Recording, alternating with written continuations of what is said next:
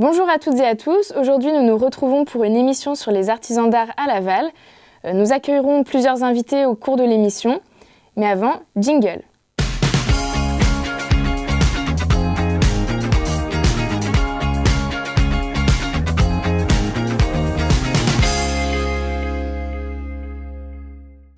Et nous accueillons maintenant Marie Perrier-Ponloup, basée à Louvernay. Mais avant de diffuser un extrait de reportage présentant son métier, je vous propose d'entrer directement en matière avec une petite présentation d'un objet que vous avez choisi d'apporter aujourd'hui. Oui, avec plaisir. Alors c'est un livre d'artiste que j'ai fait sur différentes calligraphies, depuis l'onciale, la Caroline, les gothiques. En fait, c'est historique, la ronde, l'anglaise et puis le travail contemporain. Donc la calligraphie, c'est l'étude de la forme des lettres. On a des traits qui sont horizontaux, verticaux, obliques. On a des courbes, des pleins et des déliés. Et tout ça, ça se fait avec des outils, soit des plumes métalliques, soit des plumes d'oiseaux, soit des outils qu'on fabrique. D'accord, merci beaucoup. Eh bien, nous pouvons tout de suite visionner le reportage présentant le métier de Marie. À Louvernay se trouve un atelier qui regorge d'œuvres particulières, pleines d'histoire.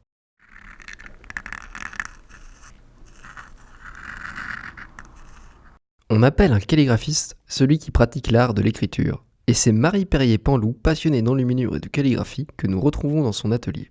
J'ai eu la chance de connaître la calligraphie au cours de mes voyages. À l'époque, j'étais en Afrique du Sud et je voulais rejoindre Rio en voilier. Il y avait ce qu'on appelle un journal de bord. Ça s'écrit manuellement. Et quand j'ai vu le journal de bord, j'ai trouvé que c'était extrêmement bien écrit. J'ai voulu savoir qui faisait ça. C'était une jeune Américaine qui avait choisi comme option à l'école calligraphie. Et je me suis dit, un jour, je vais apprendre et il faut que je sache. D'origine musulmane, la calligraphie sert de support artistique pour les textes religieux. Aujourd'hui, cette pratique est de plus en plus rare en dehors du domaine de la religion. La calligraphie est un art qui évolue au fil des temps, au gré des cultures et des innovations techniques. Plus généralement, la calligraphie s'utilise avec des outils spécifiques et un support tel qu'un parchemin. On commence avec des plumes d'oiseaux. Donc, on les taille, bien sûr, il y a tout un processus pour obtenir l'écriture. Il faut les tailler et s'en servir d'une certaine façon. Et je vous propose ici un livre que je suis en train d'écrire à la plume d'oie, avec une écriture qui correspond à la Caroline de l'an 800. Alors, pour poser notre calligraphie, il nous faut un support. On a de magnifiques papiers, soit des papiers industriels, soit des papiers faits main. Il nous faut quand même travailler un peu ces papiers-là, il faut les poncer, parce que sinon l'encre peut diffuser. Reportage très intéressant et nous pouvons le compléter d'ailleurs avec une question. Quelles sont vos sources d'inspiration ? Alors en calligraphie, on s'inspire beaucoup de ce qui a déjà existé avec les manuscrits. Donc on peut faire un travail de copiste.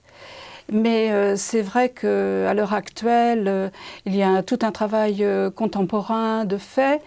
Et c'est plus les émotions, les sentiments, les choses que vous ressentez. D'accord. Merci beaucoup pour cette réponse.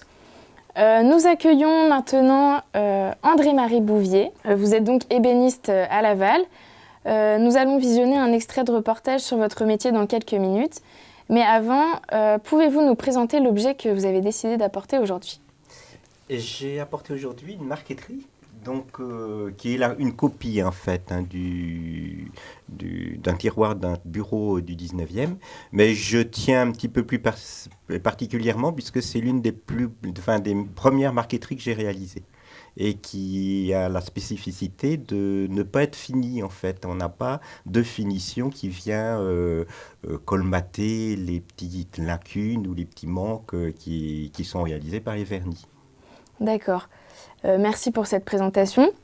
J'aimerais maintenant vous poser une petite question technique.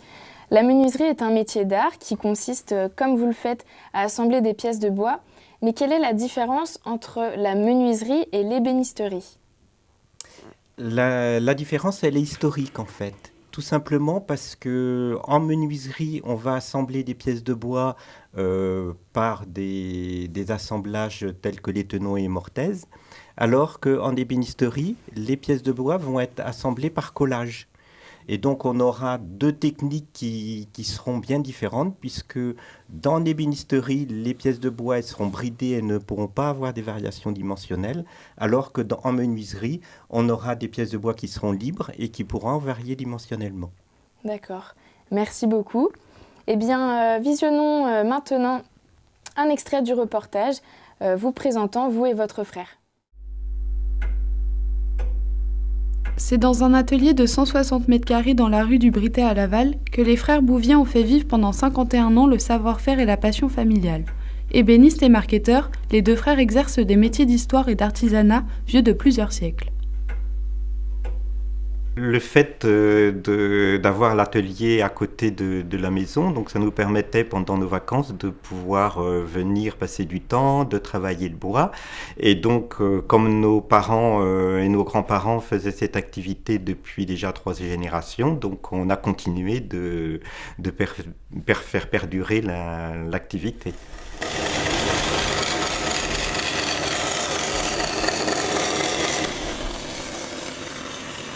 Une passion et un talent qui a valu à Michel le titre de meilleur ouvrier de France.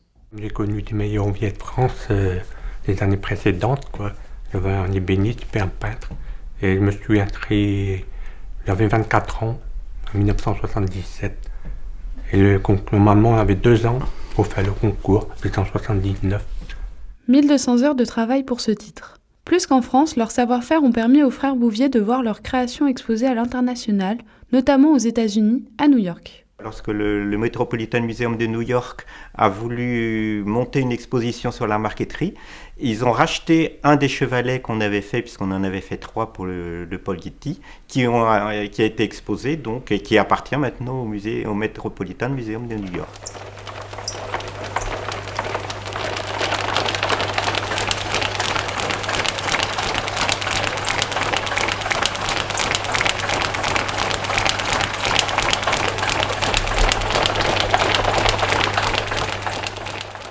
Dans notre activité, on a des multiples activités, enfin dans notre travail, des multiples activités. Et il y a certaines qui nous plaisent un petit peu mieux, notamment, généralement, c'est la finition, parce que c'est là qu'on met le bois, on lui exprime toute sa beauté. Et l'une des techniques qu'on utilise pour finir le bois, c'est le racloir. Alors j'ai une autre question pour vous. De nos jours où l'imprimante 3D peut imprimer des meubles, pensez-vous que l'on aura toujours besoin d'ébénisterie ? Oui, on aura toujours besoin d'un ébéniste, mais naturellement, l'ébéniste il va s'approprier aussi de la 3D pour pouvoir faire des meubles encore plus contemporains et s'intégrant à notre société. Très bien.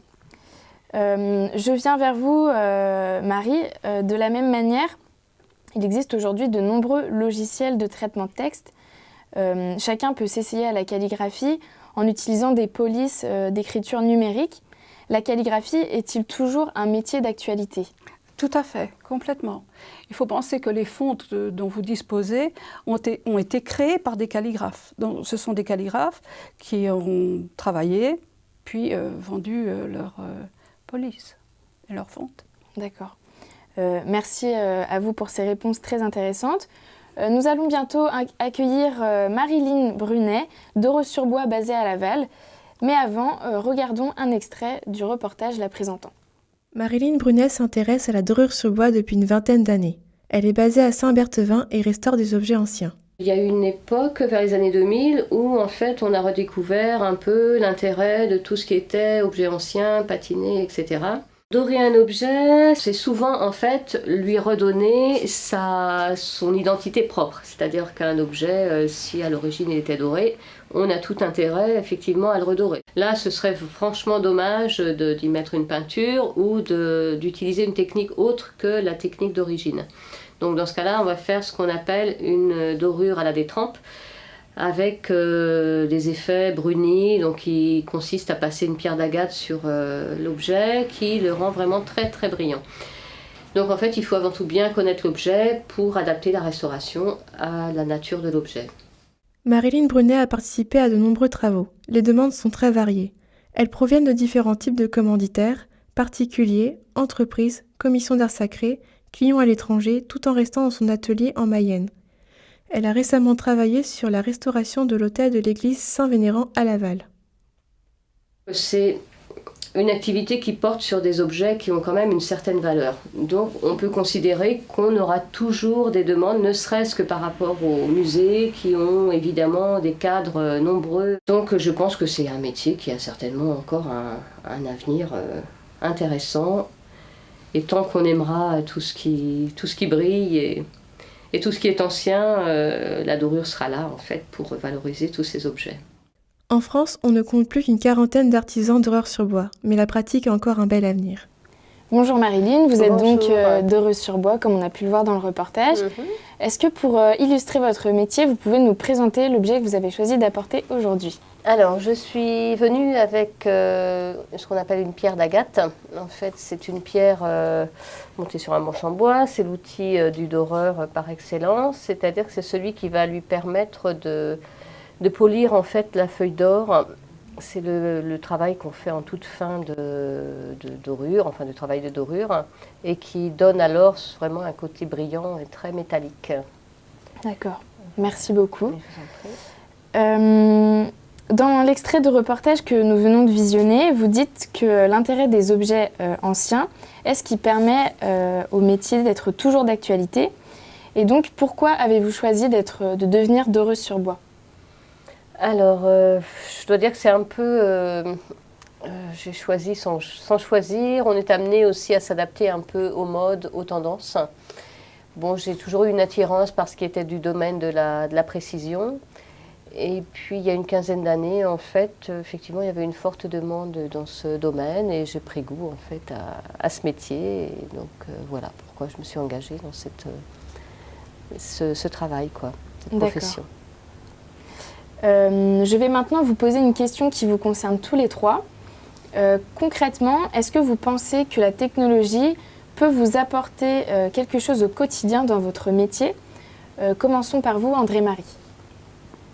Oui, la technologie, elle peut nous amener à modifier. Rien que certainement l'un des éléments des appareils qui nous ont le plus fait évoluer dans notre métier, c'est peut-être l'ordinateur, tout simplement, aussi surprenant que ça soit.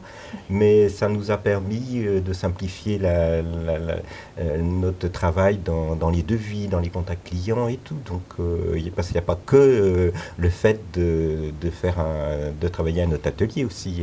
Quand on est artisan, ça veut dire aussi avoir des connaissances aussi dans toutes les autres, que ce soit la commercialisation ou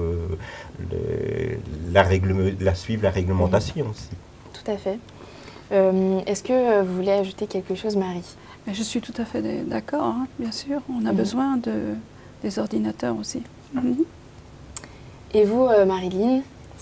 Bien, c'est la même chose, ne serait-ce que quelquefois, quand une pièce, un cadre, on lui manque une partie de sa moulure, etc., on va sur Internet et puis on cherche, on se documente en fait, effectivement, sur le web. Tout à fait. Eh bien voilà, cette émission touche à sa fin. Vous pourrez retrouver tous les reportages dans leur intégralité en description de cette vidéo. Merci encore à nos trois invités et je vous dis à bientôt pour une prochaine émission.